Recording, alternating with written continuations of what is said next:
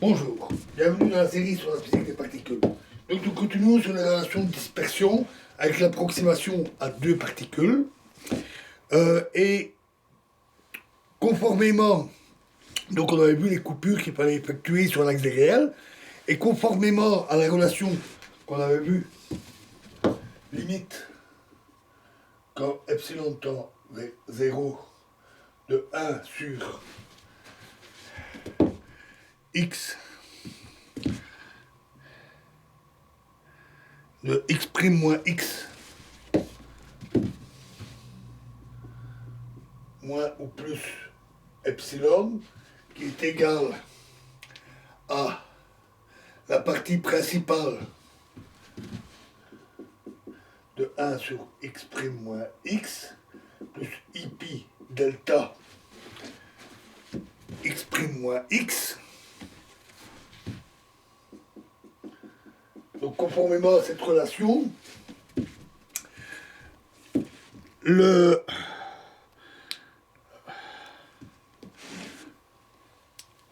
sur l'axe de réel, dans le domaine de la coupure, les valeurs des fonctions TIJ de SUT dépendent du mode d'approche de l'axe des réels, soit d'en haut ou d'en bas.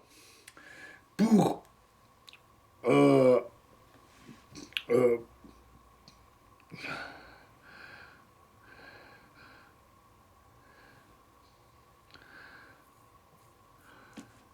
alors, du fait de les valeurs physiques des fonctions TIJ de SUT, on entend leur valeur limite lors de l'approche de l'axe des réels, c'est-à-dire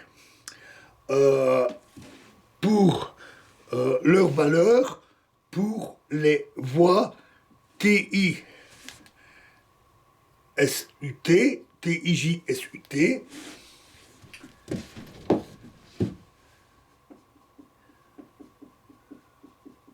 est égal à la limite quand epsilon tend vers 0 plus à valeur positive de TIJS plus I epsilon UT pour la voie S, et de même pour la voie U, c'est égal à la limite quand epsilon tend vers 0 plus de TSU plus I epsilon T.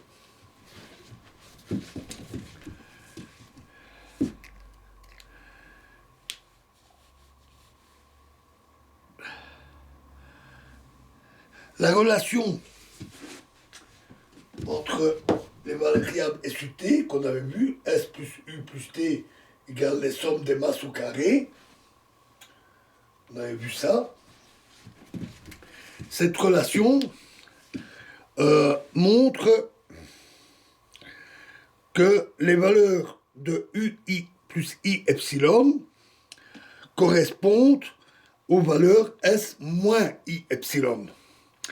Il s'ensuit donc que si dans le plan des variables complexes aux fonctions physiques T, il suffira de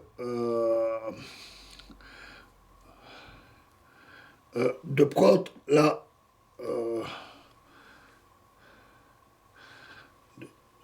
pour la voie S, de prendre la coupure droite qui correspondra aux valeurs limites à l'approche d'en haut de l'axe des réels et aux fonctions physiques de la voie U, c'est-à-dire la coupure de gauche, correspondent leurs valeurs limites lors de l'approche de l'axe vers le bas. Et donc, sur l'axe des réels, pour la voie U et la voie S, on va prendre un contournement, l'un au-dessus de l'axe des réels et l'autre en dessous, en s'approchant bien sûr de l'axe des réels.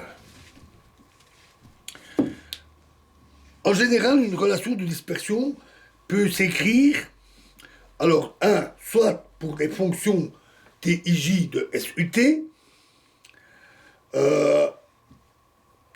qui font partie de l'expression de la structure invariante de l'amplitude. Deuxièmement, pour les fonctions f, ij de wθ, qui font partie de l'expression dans l'amplitude dans le système du centre de masse. Et troisièmement, pour les amplitudes partielles. Pour démontrer les relations de dispersion, on utilise l'expression invariante de l'amplitude du processus. Il est donc tout à fait naturel dans ce cas-là de se baser sur les relations de dispersion des fonctions t, ij de s et de t ou de u de t, comme nous l'avons fait. Dans les calculs pratiques, par contre, il est plutôt commode de recourir au système du centre de masse. Il faut donc, si les relations de dispersion des fonctions TIJ sont données, obtenir également les relations de dispersion des fonctions FIJ. On sait comment on passe de l'une à l'autre, et donc pour les relations de dispersion, on sait.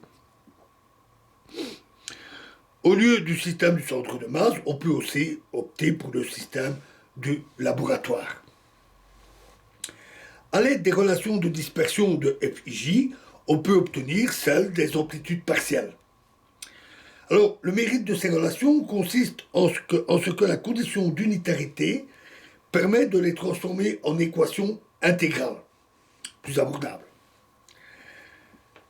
La tâche d'évaluer la contribution des états intermédiaires à particules multiples est plutôt ardue. Donc, ici, on a montré comment on aborde le cas de particules, mais nous n'allons pas détailler le calcul des cas à deux particules, et encore moins au-delà. Donc, on ne va pas s'y attarder. Inutile de se lancer dans des calculs lourds, on connaît la méthode.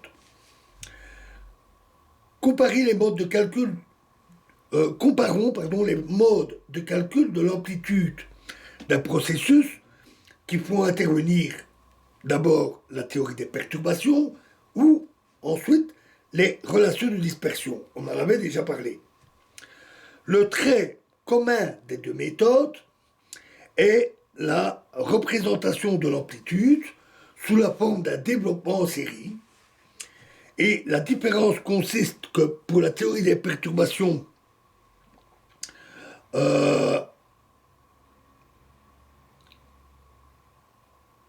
on réalise ce développement selon la constante d'interaction, tandis que pour les relations de dispersion, on le réalise suivant le nombre de particules à l'état intermédiaire, sous la condition d'unitarité, bien sûr. Alors, la théorie de perturbation ne rend possible l'état intermédiaire que pour des particules virtuelles.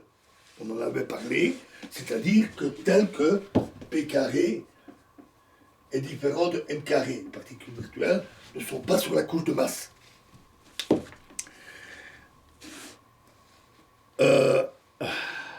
Alors que les relations de dispersion ne le permettent que pour des particules réelles qui reposent sur la couche de masse, c'est-à-dire telles que P carré égale M carré. Alors, examinons à titre d'illustration le processus de diffusion de pions-nucléons. Les diagrammes que je vais dessiner correspondent aux quelques premiers termes du développement de l'amplitude de la voie directe de ces expressions selon ces deux méthodes. Alors, pour la théorie des perturbations, on a que l'interaction est égale à la somme des différents diagrammes. Le diagramme en arbre, premier ordre de la théorie des perturbations, aussi appelé approximation de borne. Pour la deuxième fois, le deuxième ordre, on va avoir ce diagramme-là, plus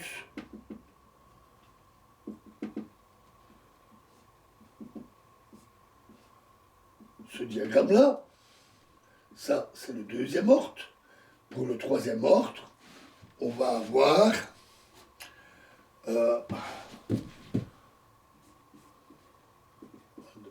deux diagrammes aussi. On va avoir une particule comme ceci et une comme cela.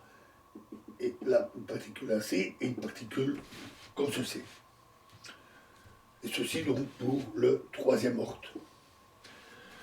Et pour les relations de dispersion, c'est donc la partie imaginaire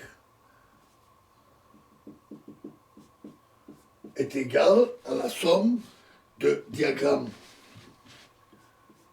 comme ceci, une particule intermédiaire, plus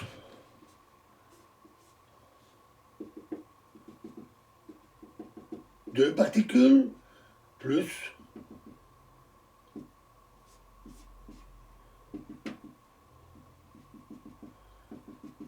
trois particules intermédiaires.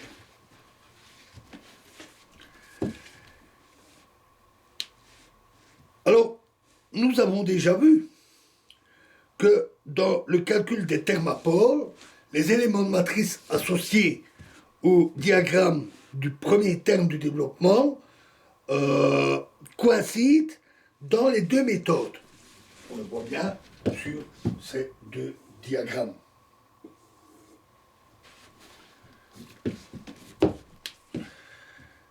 Pourtant, les diagrammes des termes qui suivent et les expressions des amplitudes qui leur correspondent sont sensiblement différentes.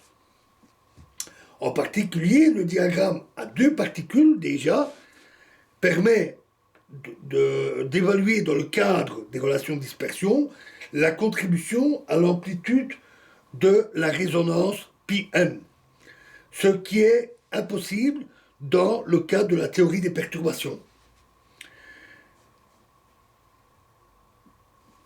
Il devient donc immédiatement clair pourquoi la théorie des perturbations et les relations de dispersion amènent à des résultats différents. Voilà. On arrête donc là pour l'approximation à deux particules. Et dans la prochaine vidéo, nous attaquerons la diffusion des mésons pi par les nucléons et nous parlerons du modèle de Shue-Low. Je vous remercie.